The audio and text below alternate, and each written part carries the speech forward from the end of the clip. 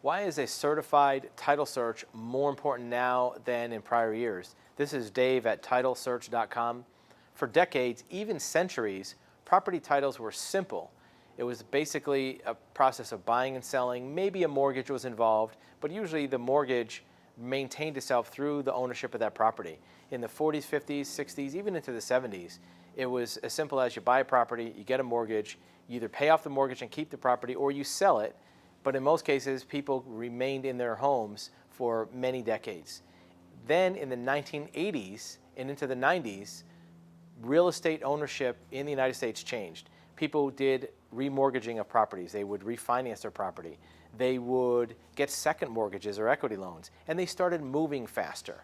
They would keep a house for 3 or 4 years and then move. Sometimes they would even move after a year or two. Sometimes there was a second home. Into the early 2000s, there was serial refinancing, meaning that if the rates changed a quarter point, people would snap up a new mortgage. They would look to save money and get cash out if the property would go up in value.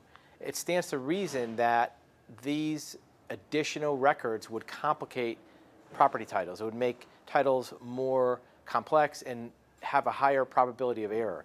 A good title search and a good determination that needs more determination of what happened with that property is more important when there's more records to look at. So if your property has changed hands anywhere from the 1990s forward, a really good title search to sort out what all happened with the property and what mortgages still exist, what mortgages are paid off, and more importantly, making sure that the mortgages that were paid off are actually cleared off the title. Because just because you paid a mortgage with the bank doesn't mean that they filed a mortgage release and took it off the property title. If you do have questions about doing title research, you can reach us at our website at titlesearch.com.